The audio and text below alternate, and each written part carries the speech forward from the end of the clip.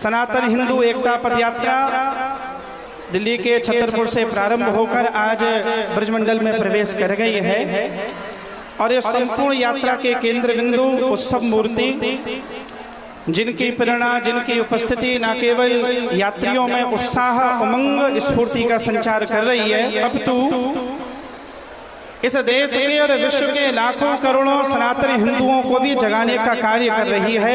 ऐसे हम सब के प्रिय आदरणीय श्रद्धेय श्री बागेश्वर महाराज के इस पावन उपस्थिति को प्रणाम करते हुए मैं मेरे वक्तव्य को प्रारंभ करूं तो पहले दो लाइनें मैं आपको बोलना चाहता हूं, और वो दो लाइनें मेरी नहीं है, शायद सबकी होंगी। हमारे श्री नरोत्तम मिश्रा जी भी बोल रहे थे, उसको इतना देखा, उसको इतना देखा जितना देखा जा सकता है, उसको इतना देखा जितना देखा जा सकता है, और दो आंखों से कितना देखा जा सकता है। सही बात तो यह है, सैकड़ों बार हम मिल लिए होंगे, गले भी लग लेते हैं, बगल में भी बैठ जाते हैं, और जाते जाते ऐसा लगता है एक बार और देख जाएं। तो सही बात तो यह है, ये ब्रजवासी महाराज अपनी आंखों से नजर उतारने आए हैं आपकी, हमारे सरकार को नजर ना लगे। ये यात्रा महाराज को स्थापित नहीं होना, ये महाराज की लोकप्रियता के लिए नहीं है। वो जिस 27-28 वर्ष की अवस्था में कीर्ति के उच्चतम शिखर पर हैं, मुझे नहीं लगता दादा शायद पिछले 50-100 वर्षों में ऐसी कीर्ति, ऐसी लोकप्रियता किसी को मिली हो। हजारों लाखों लोग रात के 12 बजे 1 बजे जिसके दर्शन के लिए खड़े हुए हैं, और वो बुखार में भी है, उसे जुकाम भी हो रहा है, उसका गला भी बैठ गया, वो 2 घंटा सो भी नहीं पाया, पर चले जा रहा है, चले जा रहा है, चले जा रहा है। आखिर ये चले क्यों जा रहे हैं? ये इसलिए चले जा रहे हैं ताकि हनुमान जयंती पर जो तुम्हारी शोभा यात्रा निकलती है ना, उस पर पत्थर ना पड़े। ये रामनवमी पर जो यात्राएं निकाली जा रही है, जब उस पर पत्थर पड़ते हैं तब 27-28 साल के आचार्य धीरेन्द्र कृष्ण शास्त्री को नींद नहीं आती है। ये किसी और को बचाने की यात्रा नहीं है, ये हिंदुओं को बचाने की यात्रा है। ये यात्रा है किसी कन्हैया के दुकान में घुसकर फिर उसकी हृदय में कोई चाकू ना मार दे। ये यात्रा है फिर भारत माँ की तिरंगा यात्रा निकालते हुए किसी चंदन को ना मार दे, कोई दिल्ली का डॉक्टर नारंग ना मर जाए। ये हिंदू को बचाने की यात्रा है। मैं केवल इतनी प्रार्थना आपसे करना चाहता हूँ, 500-700 वर्ष पहले भी हिंदू खतरे में था। हमें कई शताब्दियों तक मुगलों ने शासित किया। महाराणा प्रताप से लेकर छत्रपति शिवाजी महाराज ने जीवन वार दिया। कौन भूल सकता है उस क्रूरता को? गुरु गोविंद सिंह की आंखों के सामने 9 साल के 12 साल के जोरावर सिंह फतेह सिंह को दीवार में चलवा दिया गया, नहीं सीख पाए। हमारे प्रतापी राजाओं की गर्दन उतार दी गई, हम नहीं सीख पाए। आज हमारे राष्ट्रीय स्वयंसेवक संघ को 100 वर्ष होने जा रहे हैं। डॉक्टर हेडगेवार ने जब संघ की स्थापना की तब भी हिंदू खतरे में था। आज 100 वर्ष के बाद विश्व का सबसे बड़ा संगठन, तब भी हिंदू खतरे में है। दुनिया में सबसे बड़ी कुंभकर्णी नींद में कोई सो रहा है, भगवान जाने। कुंभकर्ण भी ढोल डमरू से जग जाता था। जो नहीं जग पा रहा, ना सीख पा रहा, वो हिंदू नहीं सीख पा रहा। ये यात्रा है आपको जगाने की। और याद रखना, ये जो स्वार्थ में जी रहे हो ना, मेरा बिजनेस, मेरा व्यापार, मेरी कोठी, मेरा बंगला, हमारी प्रायोरिटीज क्या है? मैं आपसे बात कर रहा हूँ, हमारी प्रायोरिटीज क्या है? एक बढ़िया कोठी बन जाए, बेटे को नौकरी मिल जाए। ध्यान रखना, ये सपना कश्मीर में रहने वाले हिंदुओं ने भी देखा था। एक कोठी हो, एक बंगला हो। रातों रात मस्जिद से आवाज लगी थी, अपनी बहन बेटियों को छोड़कर चले जाओ, और छोड़ दो, कश्मीर छोड़कर भगाए। ये 10 साल, 15 साल, 20 साल, 25 साल बचा लोगे, फिर क्या होगा इन कोठी बंगलों का? महाराज जी, मैं अल्जीरिया के प्रधानमंत्री का एक भाषण पढ़ रहा था 70 के दशक का। 70 के दशक में अल्जीरिया के प्रधानमंत्री का एक भाषण है। उसने कहा कि अगले 50 वर्षों तक एक लक्ष्य रखना है, वो कम से कम 8 से 9 बच्चे पैदा करने का। और उसका परिणाम क्या होगा? उसने कहा 50 वर्षों के बाद एक समय आएगा, न्यूयॉर्क में हमारा मेयर होगा, लंदन में हमारा मेयर होगा। और 50 वर्ष के बाद वो काम हो गया। आज न्यूयॉर्क में उनका मेयर है, लंदन में तीसरी बार सादिक खान मेयर है। और ध्यान रखने, राज वो करेगा जिसके पास संख्या होगी, राज वो करेगा जिसके पास वोट बल होगा, और राज वो करेगा जिसके पास शस्त्र होगा।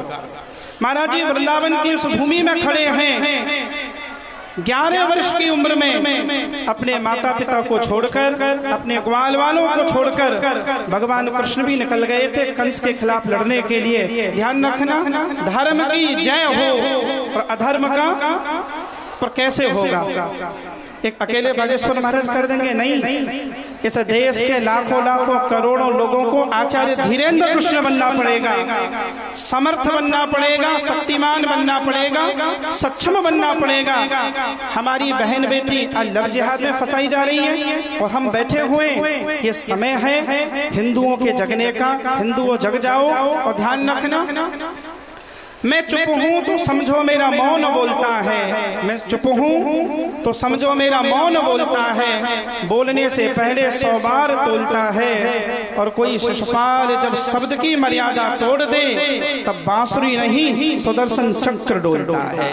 ये समय है, हनुमान जी के पास गदा है, राम जी के पास धनुष है, भगवान शंकर के पास त्रिशूल है, हमारे प्रत्येक देवी देवता के पास शस्त्र है।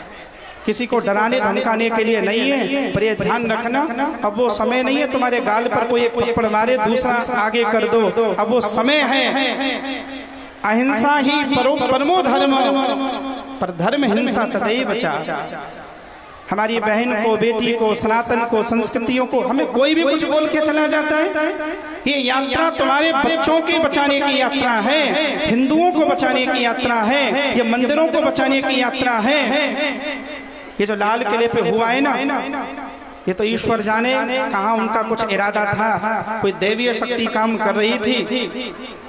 NIA ने जो गुजरात में भी पकड़े हैं, उनकी प्लानिंग ये थी, दिल्ली की आजाद मंडी में महाराज जी जो ये फ्रूट्स की मंडी है ना, तो गुजरात ATS ने जिनको पकड़ा है, उनका कहना था कि हम फ्रूट्स में वो केमिकल लगाने वाले थे, 10-20 हजार लोग खाते, वो फ्रूट्स को खा के मर जाते। उन्होंने आतंकवादियों ने बोला है।